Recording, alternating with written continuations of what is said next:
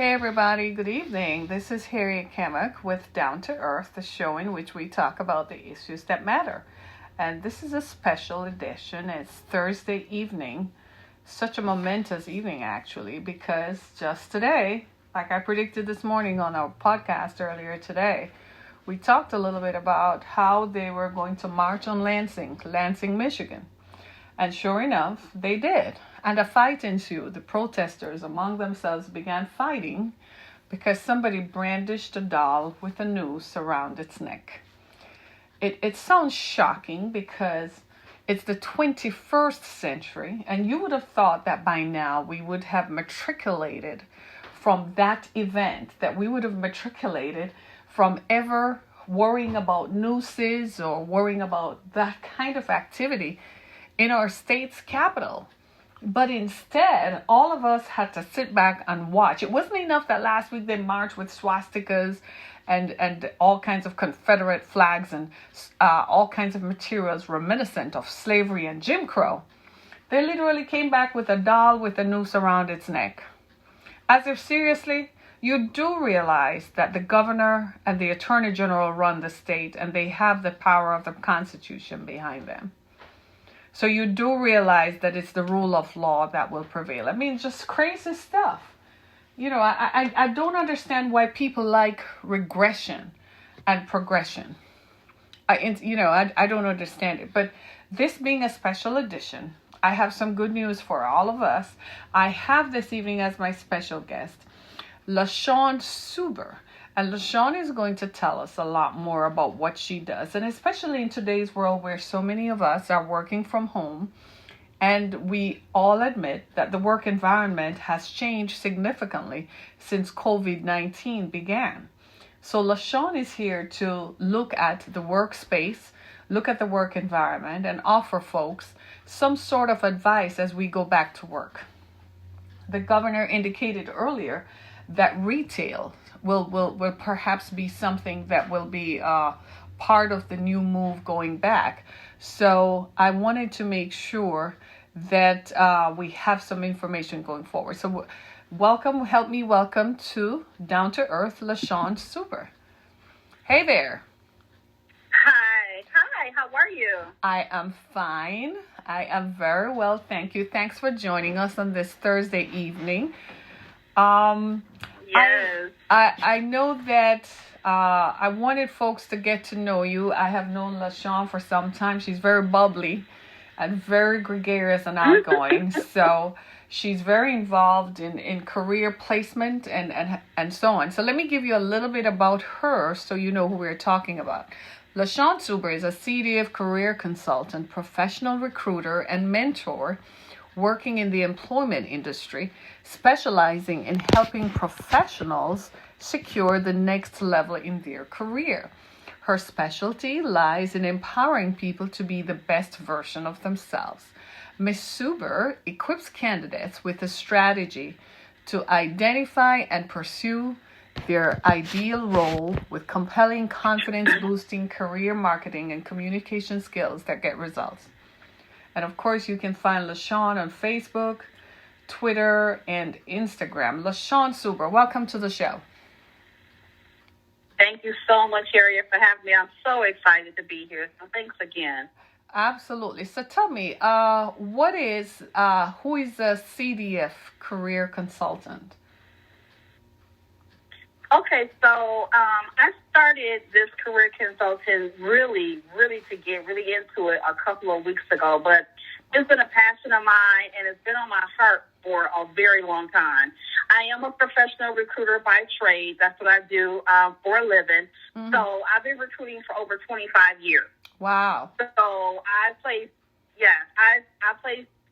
CEOs, presidents of companies. I place customer service, admin, IT, engineering, finance, light industrial, and I wanted to have a well-versed gamut of industry knowledge so that I can speak to everybody on every walk of life. So I started the consulting business because I feel that I'm the liaison between the job and the person who's getting the job, like the interviewee. Mm-hmm. So I'm on both sides. So mm-hmm. I want to make sure that, again, they put their best foot forward for interviewing, resume, salary negotiations, mock interviews. Mm-hmm. So I want to make sure that they're getting what they need, because regular recruiters, ordinary recruiters, are not going to tell you this information. They're just going to be like, oh, okay, you didn't get the job, we hired another candidate without any feedback. That's not the type of recruiter that I am. I tell the truth. Wow, that's interesting. So I noticed that you said that you place presidents and CEOs, and that an integral part of what you do is salary negotiations and so on. Can I just ask a question? I think this is something that most of us are trying to feel out. Going forward after this pandemic, do you think that there are likely to be those kinds of opportunities? I think there will. I just think it's going to be a different type of opportunity. So since COVID-19 is upon us, and we're doing a lot of the stay-at-home order and work-from-home order, I think companies are looking at things a lot differently. Mm-hmm. I work from home anyway, so this wasn't new to me to be working from home. Mm-hmm. So a lot of times companies, but you have to be very, very diligent to work from home. It's not mm-hmm. an easy task to work from home because there's a lot of distractions, right? Mm-hmm. So I think that companies are looking at it whereas, okay, well, this is the way of life. Well, let's try this out. Mm-hmm. So the company that I do work for has never really had a work from home. But I kind of like implemented a little bit. Mm-hmm. But mm-hmm. they finding out that we're working from home better than we're doing in the office. I don't know what the osmosis is, but a recruiter is a recruiter. You give us a telephone, a phone, high-speed internet, and a laptop. We can work anywhere. But other companies have to get adjusted to it and kind of get used to it and kind of have to trust their employees a little bit more to be able to work from home. I think that's the key right there. The key right there is companies trusting that their employees can work from home. Well, what suggestions would you, for most of us now that we have worked from home, I think most companies are beginning to realize that it's cost effective because they need less space, right? Less occupied space. So they exactly. have less square footage, right? And I think, too, people mm-hmm. are more productive working from home because they're less stressed. They don't have to worry about picking up the kids. They don't have to rush to go, get lunch or something like that. If I were to work from exactly. home, if I were forced to work from home because of the pandemic and now I like it more, how could I approach my employer? What would you suggest I do? Well, it has to go on your performance and your track record. Okay, mm-hmm. So a seasoned employee, mm-hmm. I call myself a seasoned employee. I'm not on the phone making casual calls. I'm not going anywhere. I'm staying home because of the pandemic. You can basically tell your employer, I am a great employer. Look at my performance reviews. Look at if you're a call center, look at my call log. And you have to prove to your employer that you are a worthy employee to actually work from home. Let them know this is what you're going to be doing. I can check in with you if your employer wants you to check in with them. A lot of times, companies have timers on the computer, logins and log out. So that's mm-hmm. how they're kind of keeping tabs of you. Mm-hmm. But a lot of times, some employees don't have that. Mm-hmm. Or you may have meetings, or you have to have check-in points or reports that have to be due at the end of the day, mm-hmm. so they can see your performance as well, too. Yes. Absolutely. I like that. So they do track us, huh? We just don't know that they're tracking us. Oh, they're tracking us. Yes, they are, Harriet. They are tracking us. Wow. How does someone, I'm self-employed, and I have been self-employed for many years now, not by choice, necessarily, but because I was forced to. But somebody who works for a company or has been working for some time and suddenly find themselves transitioning to self-employment, what kind of career advice do they need? How do they navigate this and put together a portfolio to make themselves attractive as a consultant? Well, it's interesting because I have a lot of friends who have started businesses during this pandemic. Wow. Because we see that some companies, some companies are really standing behind their employees, like we're going to do X, Y, and Z.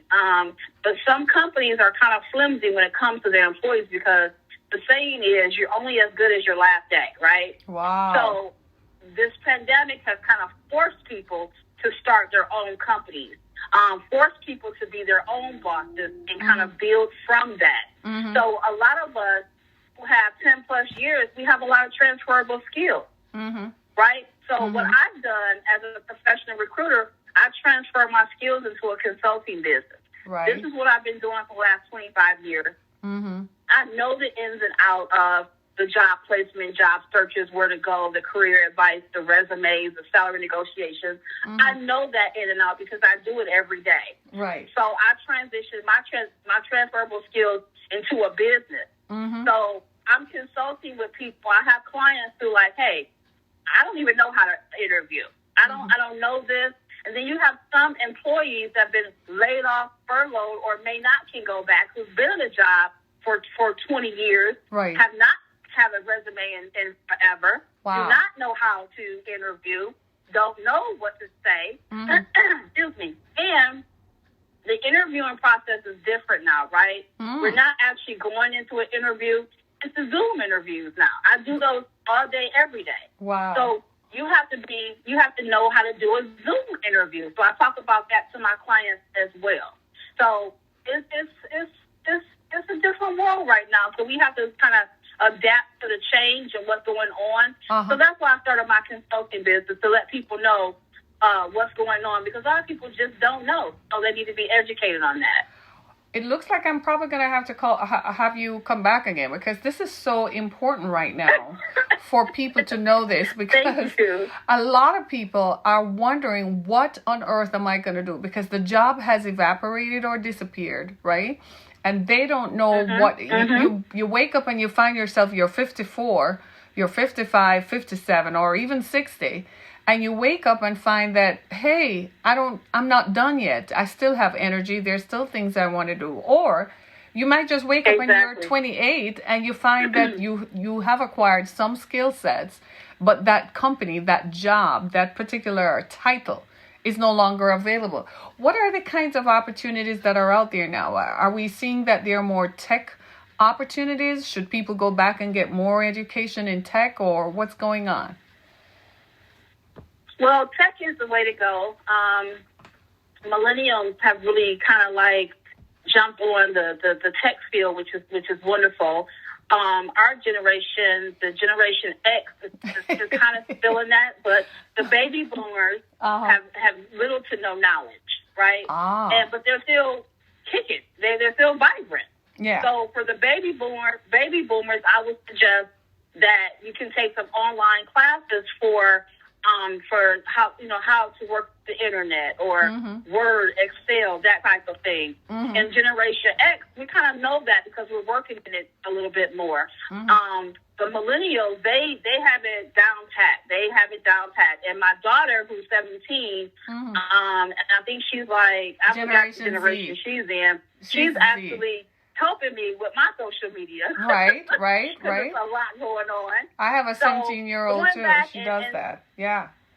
So they're perfect for that type of job. So just like the tech jobs, or I've seen nurses. I hired for nurses, and some nurses have come out of retirement to come and help out. Or I'm retired, I don't have anything to do, so I'll become a case manager, and I can do nursing over the phone as a case manager.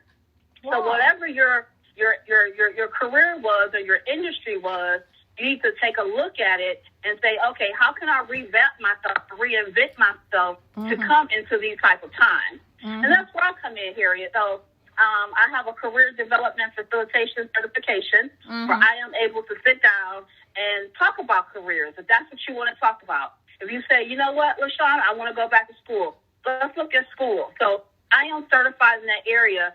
Sit down with clients and ask them pertinent questions like what they want to do with the rest of their life, because we're not done yet. Like you said, we have a whole lot to do. Wow. I am so taken aback by this, because I think what you're doing, LaShaun, is actually something that people, you don't know that you need it until you need it, kind of thing. A certified career development facilitator is someone everybody should have on their team. I think you should go on my Facebook page and post your stuff on there. I think you should do that immediately when this conversation is over. I think you should go on Twitter and tag me in what you do, tag me on Instagram, because this is something that people don't know that they need. Because let's just be clear, everybody. The workplace has irrevocably changed. It's not going to be the way it was before. Things have changed and have ramped up, and we need guidance, especially folks in my generation. LaShaun, you know how some of us are. We tend to be very stuck in our mode, and we tend to be unmovable. And sometimes that is what prevents us from actually advancing in the workplace. Then we don't, we don't invite other people in. We don't want, a consultation from younger folks who probably can help us navigate not just social media, but the newer ways of communicating. And I want you to touch on that just a little bit, because there are some people who find themselves at 40 and 45. Your job has changed. What are you going to do now for the rest of your life? How do we move forward?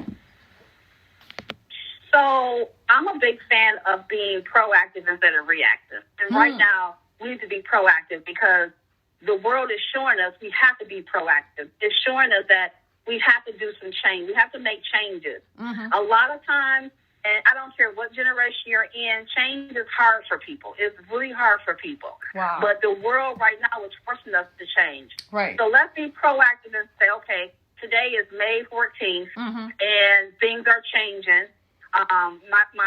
My job may or may not be here. I can't even find a resume.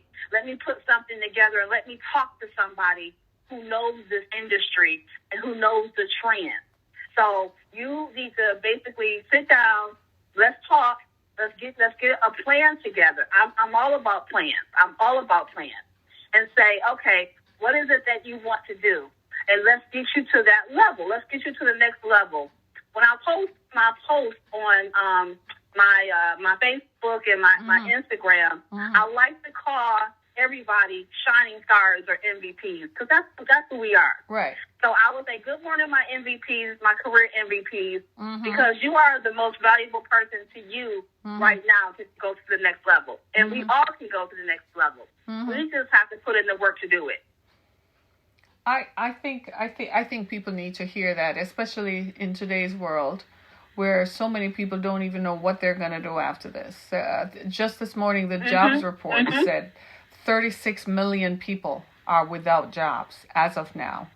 And we know that after 2008, the economy had turned to the point where there are more retail jobs than service jobs.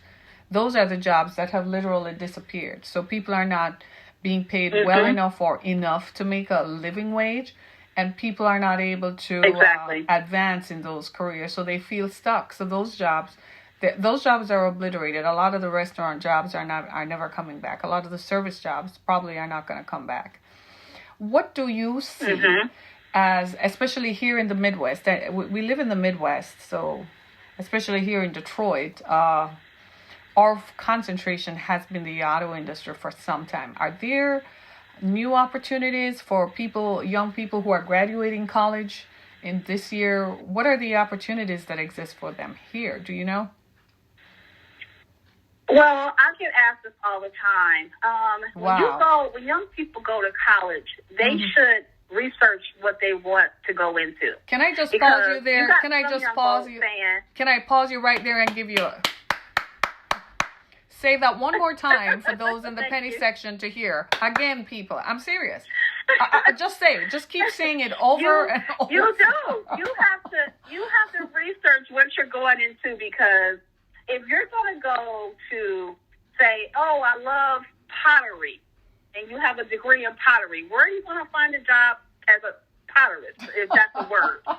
You have to go into the career that is going to make you some money that you can live your life and be comfortable, right? So if you go into agriculture, which that could be a lucrative, but here in Michigan, there's not a lot of agricultural jobs available. So you have to look and see what you want to go into first and then go from there. Mm-hmm. Because you got the people on the outside saying, oh, I know a friend of mine, she has a degree, but she can't find a job in her field. My question to that person is, what did she get her degree in? Right. Because that's important too. Mm-hmm. So if people don't know what they want to do, just go take some classes at a community college in prereqs, and then you find your life. Find your life. Because to waste money on pottery, and no disrespect to anybody who's a potterist out there, or if that's the word again, no disrespect, but it's going to be hard to find a job in that area. Go into something lucrative. Go into something that's going to make you happy. I remember my mother, she went to school. She has a bachelor's of social work. Uh-huh. And I was in college too, and I was like, Mom, why would you go in social work? Social work doesn't make any money. Mm-hmm. She said, I'm not in this field to make money. I'm in this field to make people happy and to help others. Wow. Shut me right up. Just shut me up. Right. Okay, I get that. That's great. And some people flourish in that because some people feel that, okay, I can still pay my bills too, but I want to help out people at the same time. Mm-hmm. So social work is a great field to go into. I have a degree in human resources. I have postgraduate studies from CMU in human resource management. So that was my path. Mm-hmm. But you have to find your path and make sure it fits you, and don't come out of school with, this BS degree in pottery. I don't believe that. Oh gosh. But Something. I'm just being honest. But something. Your honesty is appreciated because I think young people need to hear this. I think too many young people who are going into college don't have a clue what they're going to become when college is over. And you go and take a degree in humanities or liberal arts, for crying out loud. And what are you going to do with it when you come out and you have student loans to pay and you can't make a living? I think so. Yes, oh my God, exactly. Yes. Oh my God, yes. I mean, come on now. The workforce, the workplace is so contracted already. How do you seriously come out with a degree in humanities or liberal arts for 4 years? Like, seriously, in today's world. Let me ask you this. And it's a lot. Yeah, and it's a lot of competition with everything right now. So we have to rise above that. We have to figure it out and rise above it. That is absolutely true. Here in the Metro Detroit area, there's a lot of focus now on STEM, science, technology, engineering, and math.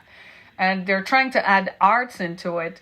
I do believe arts are important, but I also believe that the way the world is going now, I think everybody needs to focus on science, technology, and engineering. What are the opportunities for that? Yeah, so math, science, engineering, all that is still going to be lucrative because that's the way of the world for right now. But you need to focus on, especially if you have young people that are awesome in that field, push them towards that field. Mm-hmm. Push them because in my job too, I hire engineers. I hire IT people. Mm-hmm. And those are the most lucrative bill rates that we have. Wow. These people can kind of like call their own shot because of their experience and their knowledge. Mm-hmm. Because it's far and few between. But when you get an engineering position, people stay in those positions, and they just make more room for other people. IT the same way. So if you find a young person who is really bright in those areas, please entertain them, entertain their minds with that, because they can go far with that. They can get scholarship to college. They can go far with that. So I do agree with you, Harriet, about that.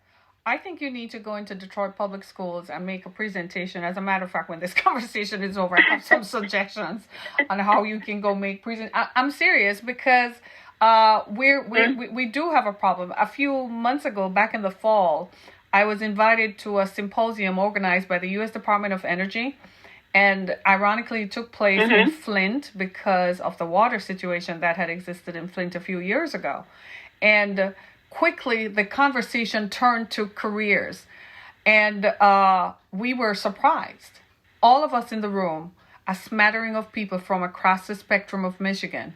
We were all surprised to learn that there are so many opportunities in energy that the U.S. government can't fill from Americans, because Americans are not studying science, technology, and engineering. And these were lucrative positions that paid six figures, but also offered lifetime placement.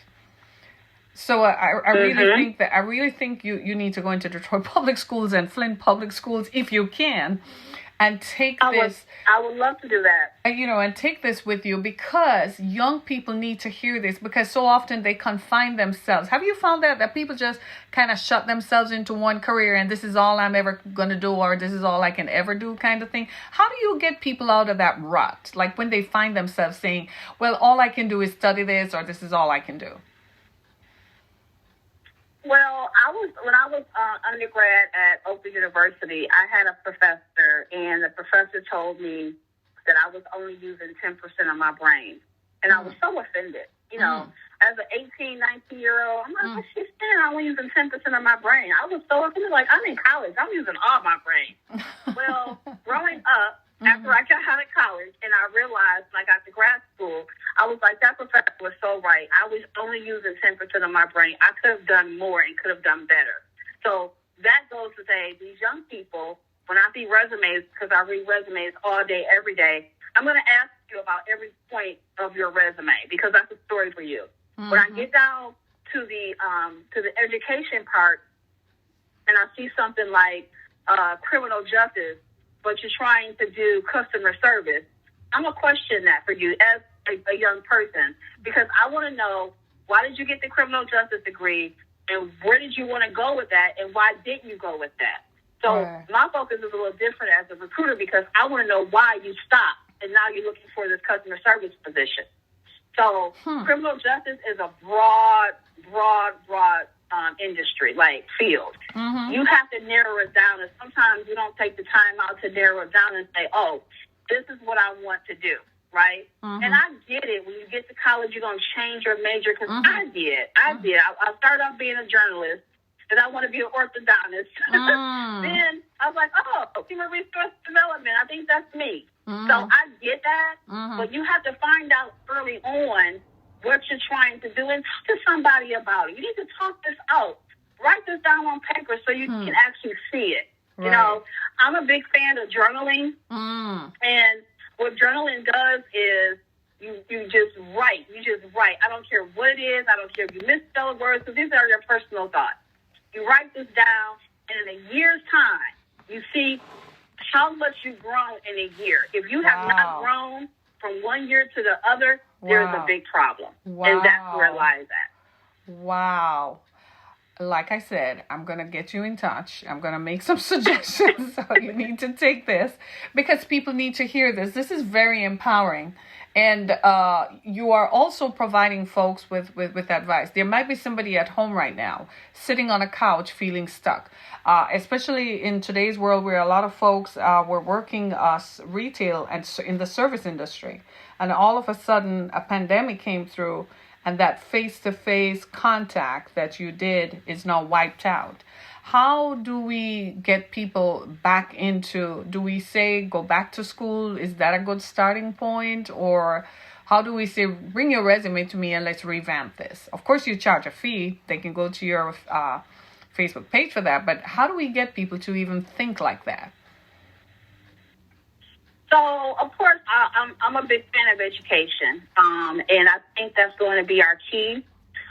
When President Barack Obama was in office, I was encouraging everybody to go back to school, because we didn't know what the other president was going to look like. Oh, God. So that was one thing I tried to do. The next thing for me, yes, I do. We have Zoom interviews now, because we can't go into the office. So I do a lot of Zoom interviews, and it's the same thing. I can see you over the internet, over the screen and everything, and that's been working. And a lot of times people you can download the app on your phone, you can have it on your computer, and it's still interactive, and I still have your resume up to talk to you about that. So how my process works here is, I would do like a pre-screen, so I'll get questions, and talk to you before we actually do the Zoom interview, so I'll know what your wish list is. Like, what are your wants? Like, what are your professional desires? What do you see yourself? So I'll get that information. I will set up the Zoom interview or research that information for my expertise, and may I have to do some little bit more digging because maybe you needed some more information. I had one client, and she was absolutely amazing. She wanted to know how could she change her tone because she didn't think that the employers were very receptive to her over the phone. I've never gotten that question before, never gotten that question. Wow. So I said, oh, my gosh, how can I help her? And so I started researching. So part of her homework is I gave her like a positive affirmation to say out loud every day and record your voice. Wow. See how you like your voice. See how the pitch is from the morning time, at noon, and at about 7 o'clock. You do that every single day. And once you add that with your professional voice, with that affirmation, you should see a change in your voice. She said no one has ever told her that before. Wow. No one. So I do my research too, but I always like to give a lot of positive feedback. I'm here to motivate. I'm here to inspire. And I love what I do, and I have a passion to do it. I am telling you right now, if you were near me, I'm going to give you a virtual hug because we have to social distance. But you are very empowering, and you are passionate about this. I can feel your passion in waves, and I hope everyone else can feel it too. I like this. I like the passion, and I like the positivity that you are employing to reach to people. I hope they take your advice, and I hope they sit with you and listen to what you have to say. We just have another minute, but if you were to talk to anyone now, what is the best advice that you could give anybody? Let's say somebody wants to go back to school. They find themselves in a place where going back to school might be something they need to entertain in order to move to the next level. What would you tell anybody now? Leave us with something positive. Okay, so I had a conversation this evening with a client, and she told me that her son is graduating this year but doesn't want to go to college. He wants to take a year off. And that's so disheartening for her, and she wanted me to talk to her son. Right. So what I'm going to tell her son is we're going to do a Zoom because I want him to see my face. Right. I really do. Yeah. And let him know we're proud. Well, first of all, we're proud of you for graduating from high school as a black male. I'm very proud of you. Second of all, what do you want to be when you grow up? Right. Because I don't care if you're 80 years old, you're not grown yet. You're somebody's baby. Right. So what do you want to be when you grow up? So I'm going to get those information from him and tell him, even if you want to not go to college, let's talk about a trade school. Let's talk about community college. Let's talk about something, because in 10 years, you're going to look back, and 10 years is going to be tomorrow. That's how time flies. What are you going to show for 10 years that you have not done? Do something. Get a trade. Go to community college. I'm trying to get the light to turn on, because we're going to need these skills, experiences in our life to be under our belt for something. You have to have this. You have to have this in you to do better, right? Because one day you're going to have a family. You're going to be responsible. You have to be responsible for the whole household. You have to be able to stand on 2 feet as a man to provide for not yourself, but for a potential family. And education is going to give you this leverage to do that. Right. You have to think further. And that's another thing with some of the millennials and some of that others, the generation behind them. They don't think about, some of them, not only all of them, they don't think about tomorrow. I think about 401ks. I think about retirement. I think at 20-something, that's what I was thinking about, because I knew it's going to come.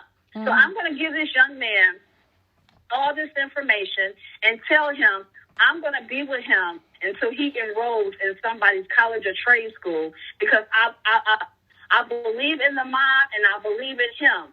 We have to instill all this information in him. And then the bad part about it is the dad is saying, oh, he can take a year off. No. Oh, no. We have to encourage our children. Right.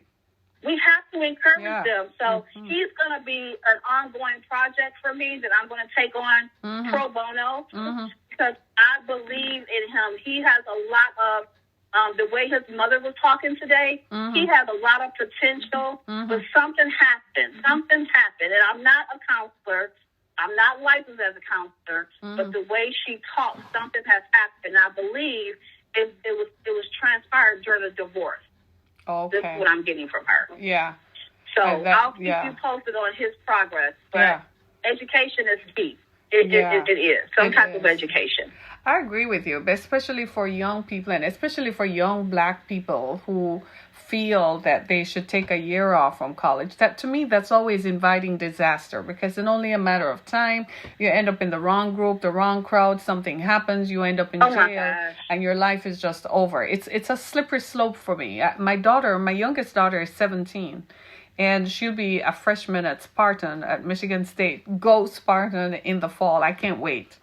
Because she's so focused on what she wants to do. Her sister graduated Michigan State, then went on to being a lawyer, and is about to take the bar. Pray for us, Jesus. Oh, absolutely. Take the wheel. Oh, but great. I'm seeing all of, and I was a single parent, raising children by myself without any kind of support structure or anything. So I get where folks are coming from when children say they want to take a gap year, they don't feel that college is for them. My daughter was telling me about some young person, not in her group, because the high school she went to, most of them have already chosen some college destination.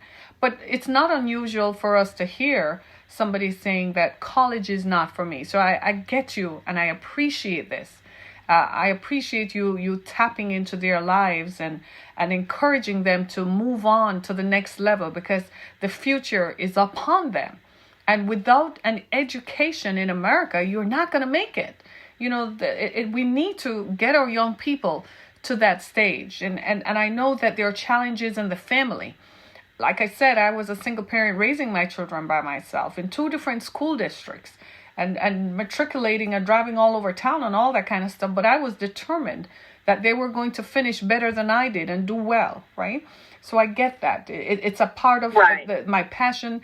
And I am glad I'm not alone. There are many of us who are equally passionate. I can't begin to tell you how much I enjoyed this. I wish we had more time.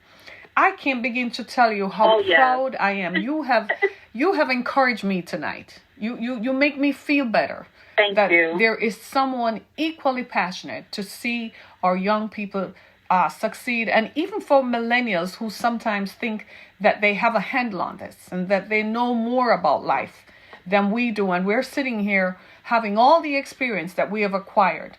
I am so happy to know. So LaShaun, I want you to tell us where we can find you. I want people to hear in their own words how they can find you, what's your contact information so people can reach out to you. Post this on my Facebook page and tag me so that we can, continue the conversation. Absolutely. So it's LaShaun Suber. So my email address is LaShaun Suber, LaShaun, Suber, S as in Sam, U, B as in boy, ER, LaShaun Suber, CC at gmail.com. My phone number is 248-955-5311. You can find me on Facebook at LaShaun CDF Career Consultant. Twitter is LS__ consultant, career consultant, and Twitter is Suber at Suber LaShaun. So that's a lot of stuff. But I will tag you, Harriet, for that as well. Yes, I have posted the link to my Facebook page as well so people can continue to hear this conversation. I think we all could do with some of this, don't you? I think we could all do with some empowerment and some inspiration at some point. I am so happy to have had this conversation tonight. I know that I want to share this conversation with my audience and with everybody else, and I want young people to hear this. And even the folks who are sitting at home right now on a couch and are wondering, what is my next step? Here is what you do. You need to go to LaShaun and talk to her. Send her your resume so she can help you. She will help prep you. She will help navigate you and point you in the right direction. even if you feel like you're stuck. And even if you're Exactly. a professional who feel like you're stuck, you've been doing the same thing for some time, you need to talk to LaShaun. I'm going to talk about Yes. you a lot. Is that okay? That's great. And I am accepting clients. So just give me a call. We can book your appointment. And I am accepting new clients. And let's get this rock and rolling. We just need to, sit down and have a conversation about it and make it happen. I agree with you. I totally agree. LaShaun, it's been my pleasure. Thank you so much, as usual. Thanks, everybody, for being a part of our experience this evening. Our conversation was with LaShaun Suber.